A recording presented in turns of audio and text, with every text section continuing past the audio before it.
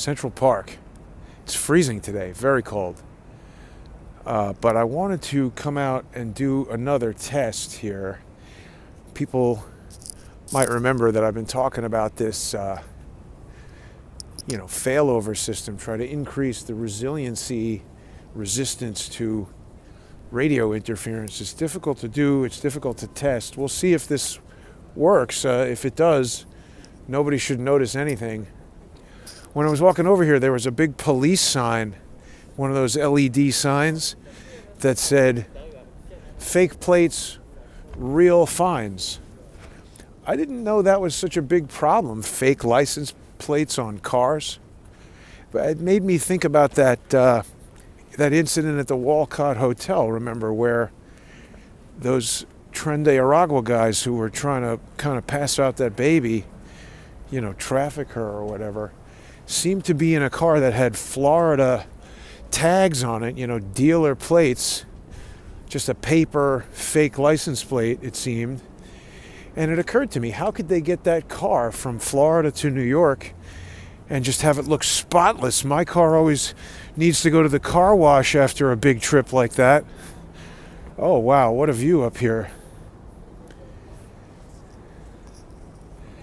Isn't this nice?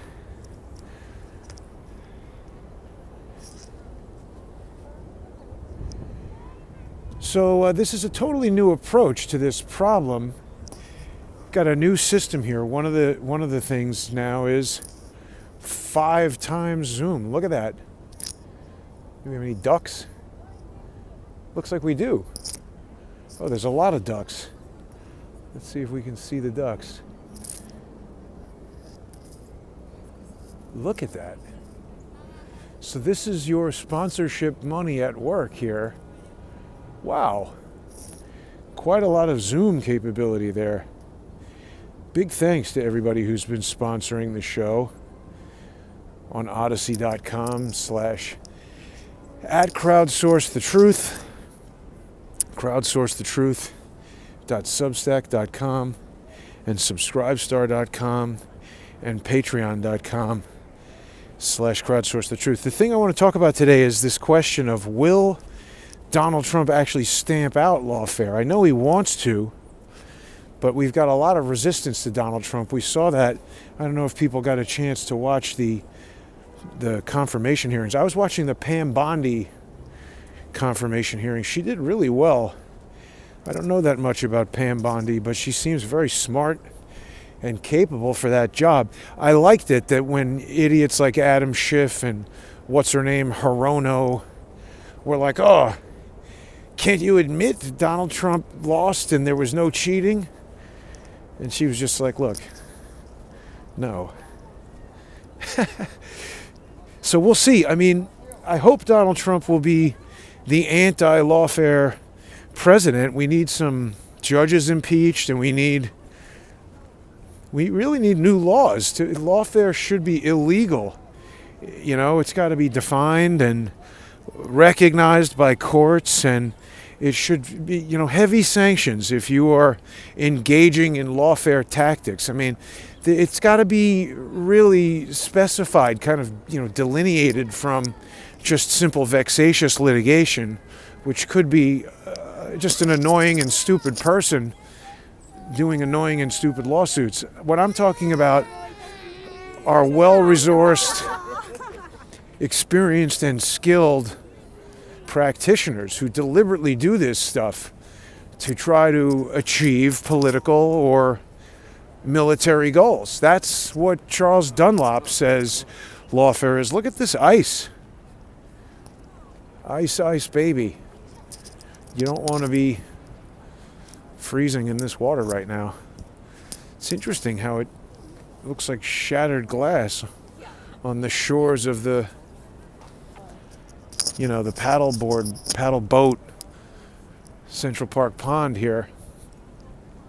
It's very cold. So, I mean, again, testing this system, I'll have to go back down to the courthouse and walk by that spot where we know it disconnects. So, right, somebody was asking me some technical questions about the system here. I'm not trying to be a jerk, but I don't really want to talk about that for a couple of reasons.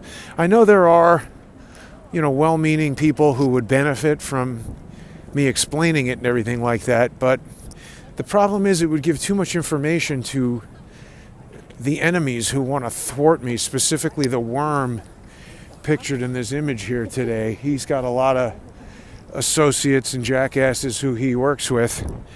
Also, remember, I did try to do that one time pretty recently with Manny. Helped him. He even said it many times in his videos that he was inspired by watching this to go and try to do the same thing. And ultimately, in the end, wound up, I don't think he was exactly who he presented himself to be, and it just wound up being more of a harm to me than a help to anybody. This is great that there's now 5x zoom. That'll be cool. Oh, it's so freezing. Yeah, so anyway, we'll just keep walking around with this thing. It's introduced a lot of capabilities and features that should hopefully make live streaming more reliable around the country. I'm going to be doing some more traveling, I hope, pretty soon. I've mentioned I'm trying to leave New York, and it's freezing in New York right now. Today, of course. Yeah, I think, it seems pretty clear that Pam Bondi is going to get, certified or whatever it is, confirmed by the Senate there. That'll be good. I hope that she goes after Jack Smith. I mean, by the way, how is that not suspicious that all these people are resigning and he's trying to get his stupid report out? It's funny. I mean, these guys behave really in the exact same way George's brother does. That's not a coincidence. It's because I think they're aligned. And I don't just say that.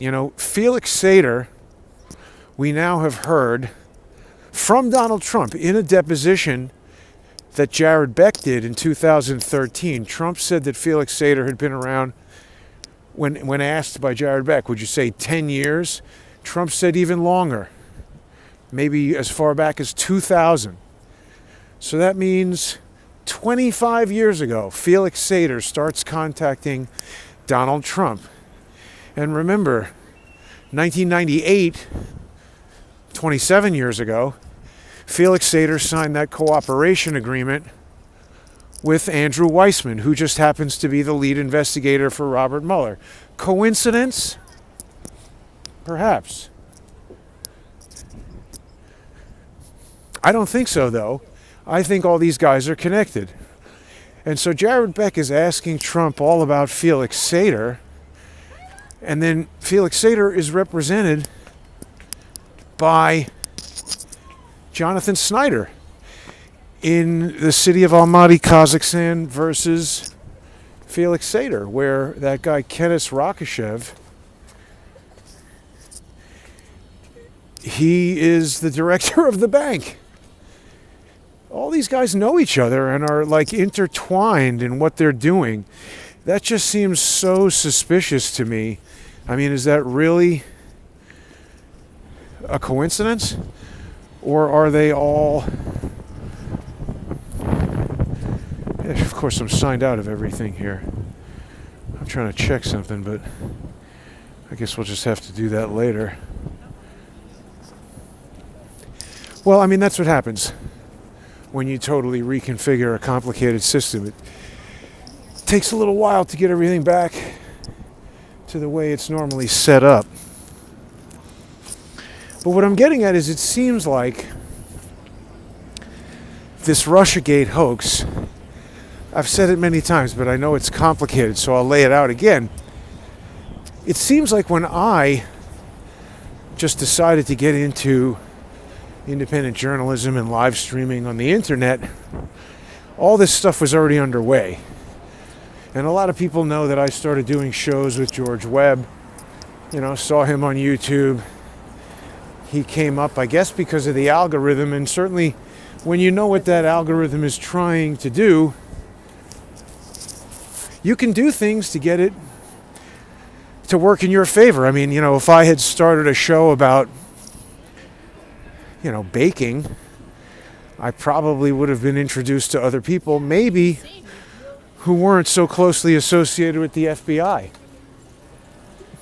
And why do I say George is closely associated with the FBI? Well, he told us that he first got into journalism as a result of that Portland Christmas tree bombing story and something to do with Andrew McCabe. Now that story has to do with a guy named Mohammed. Not kidding, that's the name that we're told. And that he was supposedly, some kind of terrorist preparing to bomb the city of Portland's Christmas tree lighting ceremony. But the controversy surrounding that seems to indicate that there's a strong possibility that Mohammed was set up by the FBI, that he's kind of either mentally, I don't know if he's mentally disabled, but it's sort of widely reported that he's not that smart and that he was preyed upon by the FBI, that they, gave him these supplies, taught him how to make bombs, maybe paid for his car, told him where to go and stuff like that. Anyway, people think he was set up by the FBI, and this all was happening around 2010 or so. And it really concerned the integration of the JTTF, the Joint Terrorism Task Force, in the Portland police. So this is an important issue. The FBI wants to expand its power and capability by basically creating a law enforcement network where it becomes embedded, maybe not in all, but certainly in a large number, particularly in significant municipalities. The FBI becomes substantially embedded in or retains some kind of control over the local police. I think citizens are concerned about this, rightly, because it's an expansion of FBI power, and we know that the FBI, they don't really like the Constitution. They just want to do whatever they can to, air quotes, catch criminals. And whoever they decide is a criminal, whether that's going to a PTA meeting or some Latin mass or, questioning the authority of the FBI, they're just going to say, oh, well, you're a domestic terrorist. And so now, we're going to do FBI stuff to you. We're going to investigate you and, tap your phones and listen to all your conversations and look at your DMs. Or like in the case of Jack Smith, they went to Twitter and said, give us all of Trump's messages, and you can't tell Trump. I don't know if people remember that detail. Elon Musk was kind of, I guess, pissed off about that. But also the FBI was controlling Twitter. The FBI does a lot of stuff that I think people should be quite concerned about. And that's what was going on with this Mohammed Portland Christmas tree bomber story. And I didn't know this for many, many years, but Valerie Caproni was directly involved in that. For people who are maybe new to Crowdsource the Truth, is this Elon Musk? Valerie Caproni, oh, maybe that's Elon Musk. Valerie Caproni is the judge in several cases that have involved me. The first time I ever heard about Valerie Caproni was when George's fucking asshole, mentally ill, wife-swapping paperclip Nazi brother tried to sue me. Well, he did sue me.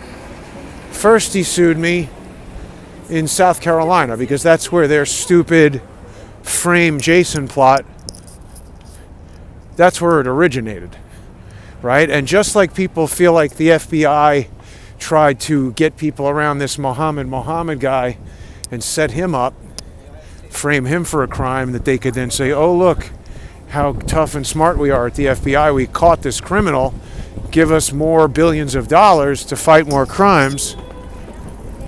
I allege that that's what they were trying to do with me. They were trying to say, oh, look at this. We have people spreading disinformation on social media like Jason, and take information on social media like Jason, And, to get clicks and to build up his YouTube channel, he staged a bomb hoax. So now he needs to be charged with staging a bomb hoax and taken off of the internet, put him in jail, and let's get an information governance board, and let's have licenses for journalists, and, make disinformation some topic that people actually discuss. This is what they were trying to do, but it failed because George and his brother are goddamn idiots. Partially, that's the reason. Other reasons that it failed, but they failed. They failed to adequately frame me, and so I became this loose end who's been walking around for 8 years since then, exposing all the different people in this conspiracy who tried to frame me. I apologize for the wind, but this new setup was unhappy with the audio mixer. We're going to have to play with a couple of things to figure out how to get that resolved. But it didn't work, and I became a loose end, and so they've done various things to try to shut me up. One of the things they did was this lawsuit from the Emmys. Now, people might say, what? Why did you get sued by the Emmys? It's really a very strange story, but the CEO of the National Academy of Television Arts and Sciences, Adam Sharp, is actually a pivotal member of this conspiracy. This is weird. We have bags of ice just sitting here. It's definitely cold enough to keep ice frozen outside today, but why would you have all that ice just sitting outside? Yeah, Adam Sharp. He's the president and CEO of the National Academy of Television Arts and Sciences, and it seems that just through a coincidental happenstance that they felt was lucky for them, which was specifically me creating a graphic for a John Cullen Investigates episode called the Crony Awards, where I made a parody that involved the Emmys statuette. Parody is First Amendment protected speech, but of course, as I said, these criminals dressed in robes and FBI outfits, they hate the First Amendment, they hate the Constitution, they just want to do whatever they want to do and harm and manipulate people to get to their end so they can say whatever they want. Like Adam Schiff, all those people, they speak the language of lawfare, trying to get you to say that, there was no cheating or whatever. The reason why they focus on that, people get annoyed by it, that's your subconscious telling you that something is wrong. But just to sort of explain it on a little bit more of a, kind of an academic level, intellectually rather than emotionally, that's the language of lawfare. They want you to say that so that they can always refer back to that statement. They like to stipulate facts. I always talk about stipulating reality. These are the stipulated facts, the agreed upon facts. Forget about what actually happened. Let's stipulate what happened, and then we'll call that the facts. This is how lawyers think. This is how they operate. So that's what Adam Schiff was trying to do with Pam Bondi yesterday, and that's why she wisely would not play his game. She's a lawyer, he's a lawyer. They're always trying to manipulate people, those lawyers in Congress. It's disgusting and disgraceful. So we're going to walk right through Times Square because I want to go to the most radio polluted areas and see how this system behaves. I don't know. It could still be susceptible. I hope not, though. I really am employing kind of all the technology that I'm aware of to prevent that bad stuff from happening. We'll see if it works. So, see, like with me, it doesn't matter what actually happened. They wanted to get me to call. That's why George was so, driving hard to the hoop. Is that a Raptor R? I don't think so. It looks like an older one. Is that Hunter Biden's Raptor? Yeah, it doesn't have the bulge. The Raptor R has a giant, I think like a 3-liter supercharger. But they want that key evidence, right? They want me on the phone telling the Coast Guard, hey, there's a dirty bomb. If I had said that, they would have taken that statement and they would have stipulated this reality that Jason created a dirty bomb hoax. Even though George called me and told me this radioactive material was on the boat. George called me and told me it was on the boat. He insisted that I should go and call the Coast Guard. I guess on some level it just didn't make sense to me, because if it was obviously a serious emergency, well, why wouldn't George just call them? Why would he spend all this time trying to get me to call them? We still have a dancing Santa there. That's very good. But that's what they were trying to do. He was trying to manipulate me, I suppose, in the same way that FBI people might have manipulated Mohammed. We've seen similar manipulation, or allegations of similar manipulation, with Adam Dean Fox. I'm glad to know that Ken Silva has been covering that Adam Dean Fox story. That's the Fed napping, the, what's her name? Whitmer? Kristen Whitmer, is it? Gretchen Whitmer? They say that those guys were trying to kidnap her. I don't understand how they ultimately nailed that guy. I thought his lawyer did a great job. I admittedly didn't follow all of that, but I did read the cross-examination of, I think his name is Christopher Long, the FBI special agent who was talking about the use of UCOs, undercover operatives, undercover operations, UCAs, UCOs, all these different FBI specific terms. I'm talking about people like George Webb, who pretend to be journalists, or pretend to be militia members, or pretend to be, Trump supporters on January 6th. Any of these guys who go undercover to deceive people. I think this was a weed place, Dragon's Den. We were speaking with Sal Greco yesterday about Sheriff Miranda is in a lot of trouble now. A judge decided that it was illegal how they stole all the weed from the weed stores. That was pretty clear. Here's this place using a Nazi ruin as their logo. That's really weird. I don't know what that place is about. Maybe they don't know, but that is a Nazi symbol. Yeah, so I became a loose end, and I believe that is why they've been suing me ever since then. To push me out of this op, just like when I show up at the park and the police are doing whatever with all of their undercover people, whether they're Chinese or Israeli or Vietnamese. Have you noticed that? Most of them are not Americans. Yeah, that makes sense that you could turn people from other countries against American citizens more easily than you could turn Americans against American citizens. Huh. Well, but anyway, they just don't want me there. And I was talking to Sal about that as well. Sal has said many times that it doesn't make sense to him how Orrin Levi just came right up to me. I think that's something we should pay attention to, because Sal has known that guy and known about that guy for a while. And if he just finds it weird that he walks right up to me, that's not what he normally does. But he came right up to me. And I am almost sure that he must have been using Clearview AI, because Jessica Tisch seems to have been all over that. We got an interesting piece of information from Sal yesterday, that he said that Jessica Tisch was somehow aligned with Ray Kelly. And see, it's funny, because Sal started by saying that he liked Ray Kelly when he was in the cops.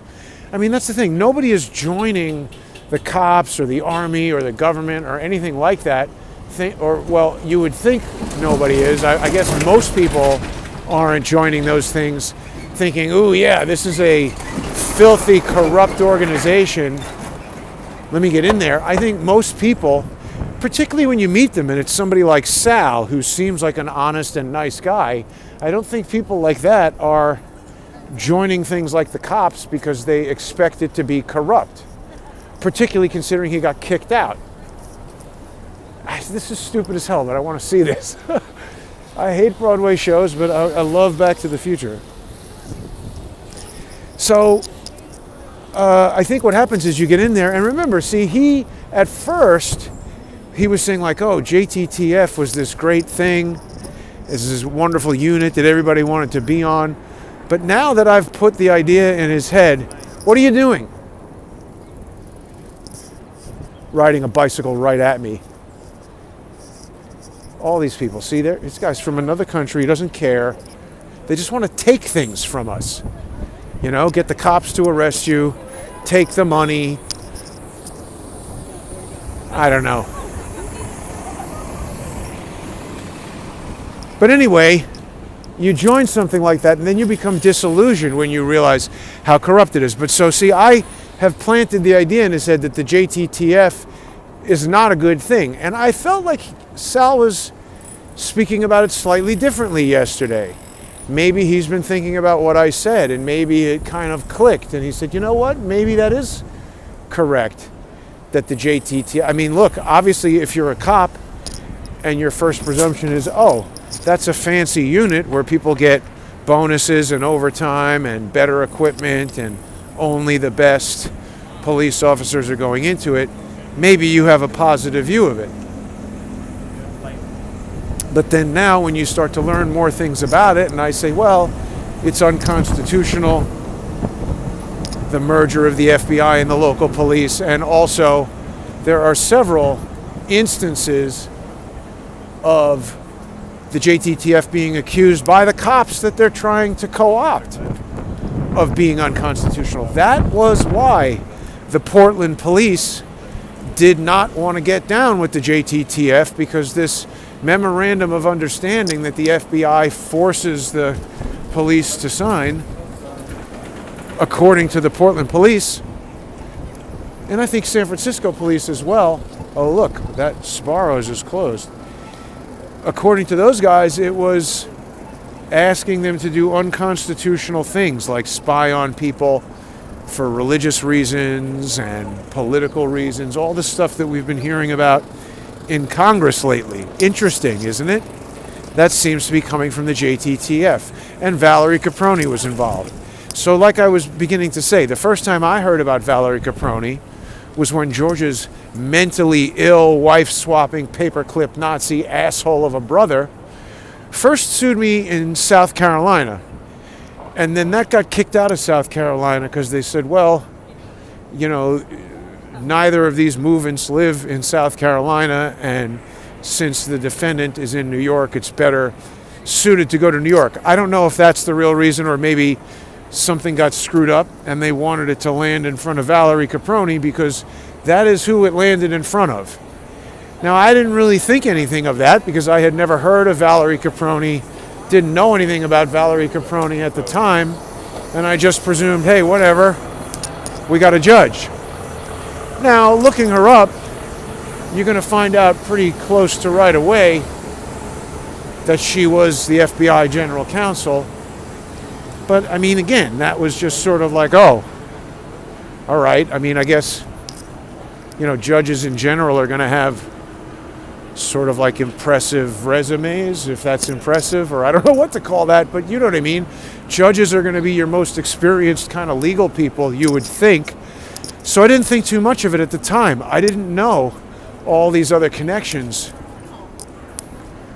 with Valerie Caproni. But as time went on and weirder things began to happen, like I just thought the judge was being unfair to me for whatever reason.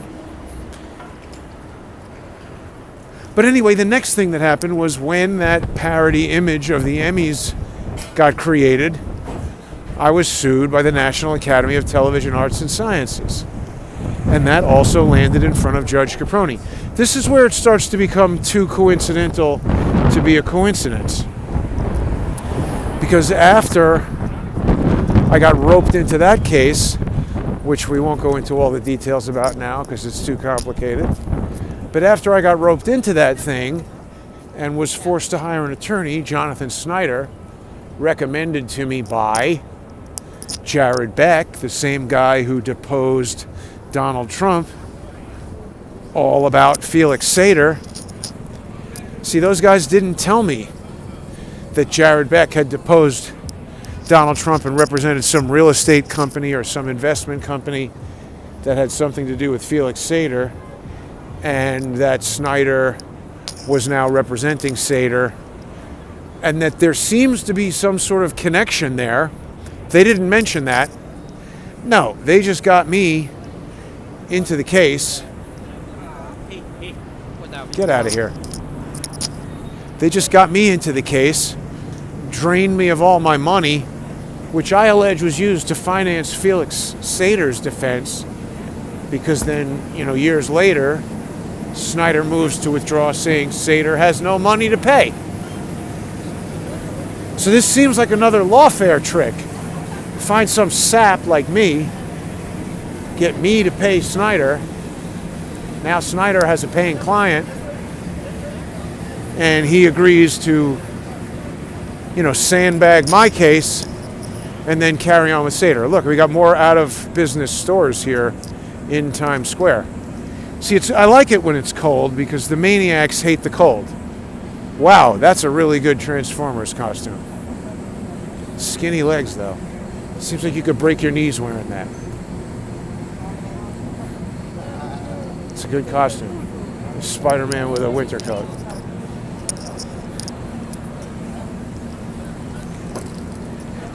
Yeah, so that case also got in front of Judge Caproni, and she just did so many things that were violative of my rights, violating the canons of judicial conduct, same kind of stuff as Juan Merchan and Burl Howell. It's notable that Burl Howell was also in the Eastern District of New York U.S. Attorney's Office when Caproni was there, just like Andrew Weissman. And remember, Weissman lies about knowing Felix Sater. When I asked him at that NYU law lecture, he says, I don't know Felix Sater. And he goes on to even joke about it nervously. I didn't see that part because I left the room. I didn't see that part until more than a year later. But the researcher on X found the podcast video, the video that was recorded by, whoever makes Andrew Weissman's podcast. It shows a few moments after I leave where they're joking about freedom of speech. Like he says, oh, well, haha, that's freedom of speech. People can say whatever they want. But that wasn't me saying whatever I wanted. That was me asking him a pointed question about him doing illegal stuff. Are you a cop? Yes. Ah. What do you think about Eric Adams and all the corruption? It is. So anyway, he's lying about knowing Felix Sater because Felix Sater seems to be a linchpin in all of this. I believe Felix Sater has been spying on and doing things to Trump along the same lines of the types of things that George Webb was trying to do to me when we were, working together. Right? He poses as a friend, an ally, a business associate. In Trump's case, Felix Sater is going to bring you real estate deals or financing or licensing for condo buildings or whatever. Somebody contacts you and says, hey, I have Russian investors who want to build a condo building. I'm not saying you don't look into that at all, but you're looking into it from the standpoint of, does this guy have the money to pay? Not necessarily, running down every... First of all, the agreement was secret. You would have never seen the 1998 secret agreement with the FBI and the DOJ until 2019. Trump has to know about this by now, I would think. I mean, he's got to have people scouring X, just looking at the stuff that everybody's been talking about. But anyway, it all seems to be a big game to protect Felix Sater, who essentially a Clinton guy. But, Charles has pointed this out, that there's these rivalries, right? And it's obvious. It always happens in the mob movies that, the big pussy becomes an informant, and now the Sopranos, they got to take him out on a boat and whack him, stuff like that. There's warring factions, it's not two sides. That's why I get annoyed when people are like, oh, this or that person is on our side. Ivan Raiklin is not on my side. George Webb is not on my side. In fact, these guys are evil. They're doing things to try to get innocent people, me and others, put in jail, lose all their money. They've already done damage to me that will never be undone. It's offset by the fact that surviving all that has taught me things and changed my approach to things that I think overall makes me stronger. So I'm better for all this crap that they've done. And I'm not done yet. I'm going to get them thrown in jail. I'm going to get Valerie Caproni impeached. And I'm going to get my rights restored and my money back. It might take a long time, but I'm going to do it. Here's Bill Maher. He's getting sued by Laura. That's pretty cool. I hope she wins. Bill Maher, he's being a jerk.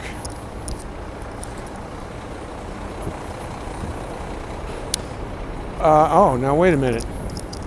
So will these weed stores reopen now? I'm sure the people who had their weed and money stolen, I don't know, is that a licensed one? Yeah, it says, please remove ski masks and hoods.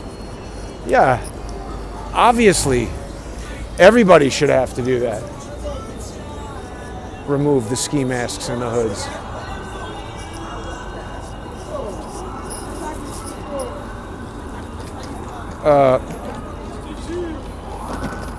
So this bizarre coincidence of Caproni getting assigned that case. Then remember, we had the whole business going on in Michigan. I'm not really sure why they initiated a case in Michigan, unless it was specifically because that Judge Gershwin Drain, there might be a limited number of totally corrupt judges that they can select from. And when they line one up, it's like, okay, figure out a way to bring a case over here. But anyway, George, or in George's name, I'm pretty convinced it was his brother doing the writing. But they brought that case. And remember, there was going to... See, the reason why I don't think they selected Michigan to get to Drain is because when I first brought it to Drain's attention with an amicus brief that there was a fraudulent filing, a forged document filed on the docket, he called for a hearing. He would not have done that if he was read into the program from the beginning, I don't think. It was only after I went to Michigan to attend the hearing, drove 10 or 12 hours or whatever that was, got there the day before the hearing, and then they canceled it. Very last minute and without explanation. Highly unusual in my experience. But to me, see, that seems much more to indicate that they were freaking out. Like, Jason figured out what we did. Somebody contact Drain and tell him to cancel this hearing before it's too late. And maybe some sort of cryptic message got sent saying, hey, cancel that hearing, which he did. But it left, again, another loose end, which was this evidence of the forged PDF. See, this was a weed store. Now it says closed, do not enter. And it's a notice from the sheriff, not the NYPD. So that's what we were talking about with Sal yesterday. The sheriff just went around and figured, hey, these are quasi-criminal operations. Let's just shut them down. They're not going to be able to sue us or anything. I don't know. That's a brand of lawfare in and of itself. We've got just rogue criminals running all this stuff. The sheriff's office, the NYPD, the courts. So it seems like somebody sent a short, quick, kill that hearing message to Drain, but they didn't sufficiently convey to him that he needs to actually adjudicate this matter and come to a conclusion about the evidence that I've raised, because he just threw it out And then George's brother brought another case back in Michigan, got right in front of the same judge. Doesn't seem like the type of thing you would do if you had filed a forged document in court. It's a felony in Michigan, 14-year prison sentence if you're convicted of that. Don't you think if you were dumb enough to attempt such a thing and lucky enough to not get thrown in jail after somebody figured the whole thing out, don't you think you'd never want to go back to that court or speak to that judge again? Why did George's idiot brother bring that case back so many times? Well, the only reason I can think of would be that Drain now knew more details, and they wanted Drain to say, no, Jason is wrong. We're going to stipulate that this is not a forged document. Forget about all the evidence. I'm going to say, no, I disagree, and I'm the judge. So I have the final say, and I have inordinate power bestowed in me by the Constitution, which I loathe. And he could have said it's not a forged document. Then what would happen is I can never raise that evidence again. The doctrine of res judicata. This thing has already been decided. You can't keep relitigating it. They're worried. That's a thorny loose end for them. This is the OG illegal weed store. Remember all the trucks back in the day?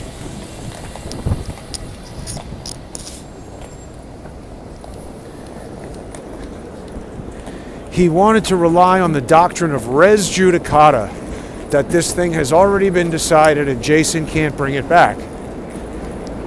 But that hasn't happened yet. We haven't had an opportunity to put George's brother on trial for the filing of a forged document. Also, that asshole Richard Lurie, even a federal clerk working in the court, has a lot of protection just from the procedural, the way you have to go about holding that guy accountable. One time when I got close, he wrote a letter or filed a motion or said something about how, because this was all done in the course of his duty as a federal clerk, you can't sue him, you have to... I forget exactly what he said, but, these people know all the complicated rules that perhaps we don't know. And they're using them to conduct lawfare. So what we need to do now is go through this whole thing with a deep understanding of what's been done and shore up all the holes, plug the holes that allow these guys to do this sort of stuff, to make it much more difficult to do. Obviously, there's no way to make anything totally secure. And it makes a lot of sense that George's brother does this. He's a professional hacker. He's written that ethical hackers field guide to doing whatever. I guess his ethics are open to subjective interpretation, but you can hack anything. He's hacking the courts. And that's, not to say that he hacked specifically a server or something at the courts. Social engineering is a form of hacking. Quinn Michaels used to say that. When you can't hack the system, hack the user. He's talking about social engineering, tricking people. So I don't think Richard Lurie got tricked into doing this. I think he knew exactly what he was doing, and he participated in their scheme. And so now, George's brother is tasked with, making all these problems, of which I am one, go away. He's been so aggressive. This is really the most distasteful thing he's done so far. He's now sending letters to my parents, who are each over 80. And I'm not going to say they're in poor health, but they're not in excellent health, and the last thing they need is the constant stress of a fucking asshole sending them things in the mail all the time. It is harassment. But you see, because what's this guy trying to do? Don't come near me, man. He just trained his attention on me.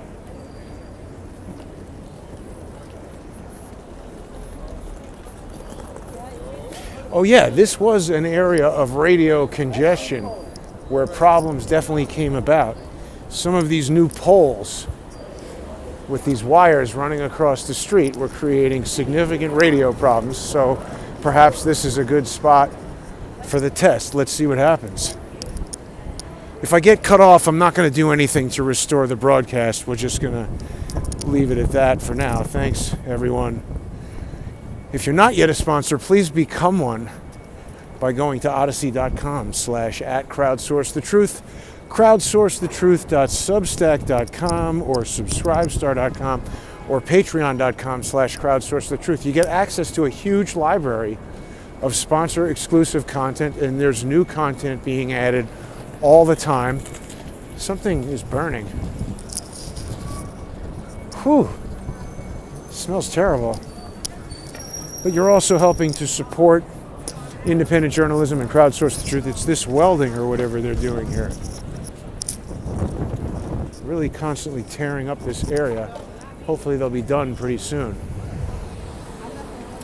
But you know, this lawfare, it's very complicated, and they're doing it to a lot of people, not just me. Doug Mackey, we've heard a lot about him. That's the meme guy, Hillary Clinton memes, actually criminally convicted. Very, very bad what happened to him. And here we've got the Stewart Hotel with these motorcycles parked outside. This is another migrant, what the hell is going on kind of place. And what's going on with this black wrapped Tesla? The matte. Is that a gangster style car?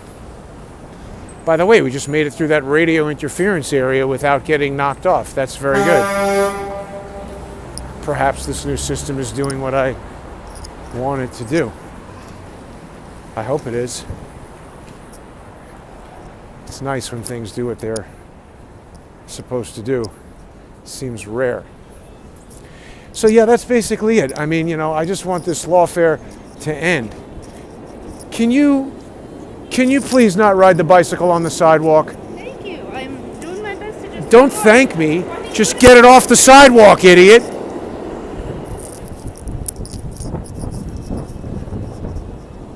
Thank you. Everybody's got a wise-ass answer. Here's the cops doing nothing. That lady's not even in control of the bike, and she's riding it on the sidewalk, acting like it's some kind of, oh, woe is me. Get the bicycle off the sidewalk, stupid, and get your ass off the bicycle if you can't ride it. You're a danger to the public. What are these idiots doing in this police van? Texting, ordering pizza. Nothing. There's nobody in there at all. Ah, there we had a bit of interference, it looked like. But again, maybe this more robust system prevented it from... That's good. Look, don't get me wrong. Even just saying, I've got a more robust system, that's going to get them to want to bring out more robust interference, isn't it? But this is the cat and mouse game that we play. Yeah, so George's brother, he's been going crazy. He's now sending letters to my father telling him he's going to sue him. Is that sick or what? This guy is a sick, psychotic, stalking lunatic who should be arrested for what he's been doing for the last 8 years, stalking me relentlessly, harassing my parents, using the mail, abusing the courts to do that. It's absolutely terrible. You know, this is not just some internet beef where it's like, I disagree with this guy or that guy. George and his brother are criminals who should be locked in jail for the rest of their lives. Terrible people. And I see evidence that makes me think their father was involved in Operation Paperclip. We still don't know that much about Operation Paperclip. Exactly how many Nazi scientists were integrated into American society. You know, certainly the development of the full duplex radio telephone, that's right up there with the type of Nazi technology, jet engines, nuclear bomb. You know, it was determined by the U.S. government that these technologies are just too valuable to allow to possibly fall into the hands of the Soviets. So we need these Nazis to be integrated into American society, and we need to take their technology. Is that what happened with George Henry Swigert? I think so.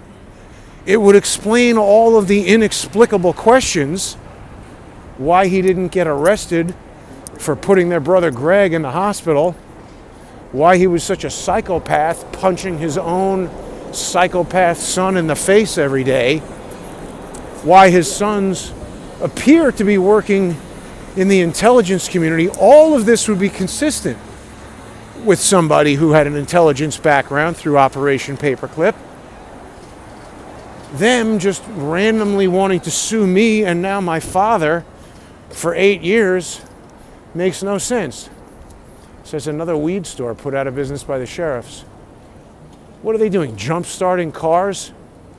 The police are so stupid. Or maybe they're searching this guy's car for weed. That's the traffic cops. No, they're just towing it. Total idiots.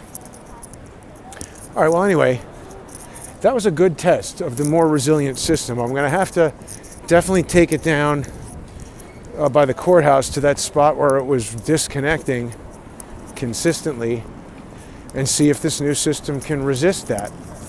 It will be excellent if it can. We'll just keep testing. But anyway, yeah, this is a big investment in the show. I appreciate everybody who's been watching for many years. I super appreciate everybody who sponsors the show. Couldn't do all this stuff without you guys. So if you're not a sponsor, please become one. Go to odyssey.com/@crowdsourcethetruth. That's the most economical way to sponsor the show. For as little as $3 per month, you're going to get access to the sponsor exclusive content, even if you just subscribe on Odyssey for free. Even if you don't become a member, you're getting access to the largest library of Crowdsource the Truth content on the internet. You're supporting Odyssey, independent technology company, alternative to YouTube, alternative to all these other things. Please get on there and sponsor the show. Thanks for watching, everybody. Have a great day. Down with